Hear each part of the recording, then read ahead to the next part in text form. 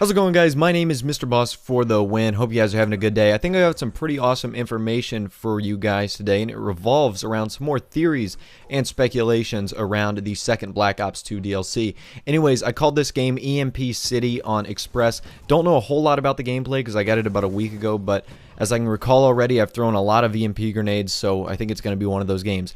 Anyways, when subscribers send me pretty good information about what is to expect on an upcoming DLC, I try my best to, put their channel in the description, or if they don't have a channel, mention them. So you can check the source of this video. This is where this guy sent me a whole bunch of information, on some speculation that he thinks around the second Black Ops 2 DLC. So if you guys recall from the very first Black Ops, the DLCs, the 4 of them spelled out fear, and they went essentially in a chronological story. So first strike, obviously a first offensive action, followed by an escalation, which is where both sides, essentially rally forces, annihilation, which is the destruction of some sort, and then a resurrection to be redeemed or be brought back. So essentially those things go in order. Obviously first strike, escalation, annihilation, completely wiped out, and then resurrection. That goes back in chronological order.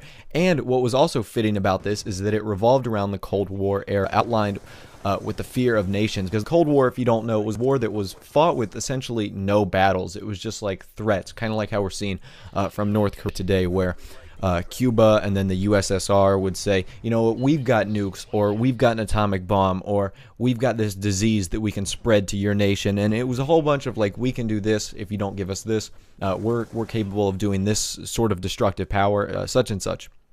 And there was no real fighting. So it was a time of a lot of fear, and you can see in Black Ops on Nuketown, the first Black Ops, and I guess Nuketown 2025, there's a bomb shelter.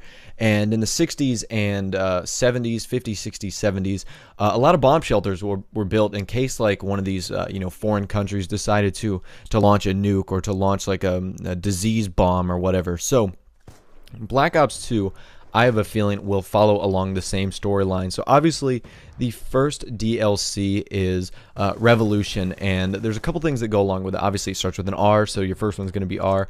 Some of the things we've come up with are Rise, or Ruse, R-U-S-E, or Riot, really, because all of these revolve around Menendez's Cortes Diem, like his YouTube videos, and obviously from the campaign you can see that Cortes Diem is, I think it's called Heart Day, but if you play the campaign, it's all about like starting a revolution, like overthrowing this current system of government, allowing Raul Menendez, the army that he has, the 99% as he calls it, wants them to rule and not have the government have any power.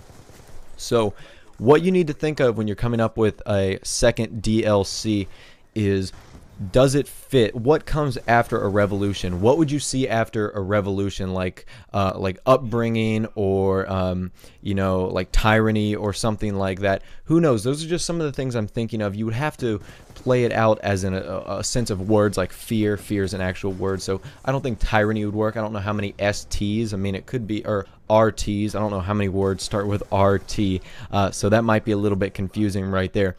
But the story does make sense, and you'd also have to look at the fact that it would have to revolve around the storyline, because fear obviously took a huge part in the Cold War, and then something along the lines of a revolution and something there afterwards would have to take place in the future, like Rise of the Machines or something like that. I think that makes sense, especially because of the Black Ops 2 setting, which is in 2025. Where essentially, if you don't recall already, the Black Ops 2 armies, the computer-controlled drones and stuff got handed over to the wrong people, and chaos ensued, basically, and it created this massive war over these drones, which were capable of destroying armies and armies of people, and it was crazy. So what I want you guys to do is leave some comments down below. What do you think about the newest DLC thoughts? Every time I make a video about a DLC, it seems to go over really well, and I definitely credit that to a lot of the sources I get to, but I also think that you guys really encourage people to, to comment and, show their creative side on the video, which I think is awesome. Because honestly, who knows if these videos are actually viewed by, employees of Activision or Treyarch or Infinity Ward. And it would be really cool, to see if our ideas actually made it into a DLC, and if, we're actually right, because I know a lot of you guys were right about halfway through Black Ops 1 when you predicted that it was going to be fear. After First Strike and Escalation, you guys were really spot on with that. But anyways, guys, this video is coming to a close. Thanks for watching the video. I really appreciate you guys checking out my content. Be sure to like, subscribe, do all those awesome things. I really like it when you do that. Take care, have a nice day, and I will see you guys in the next video.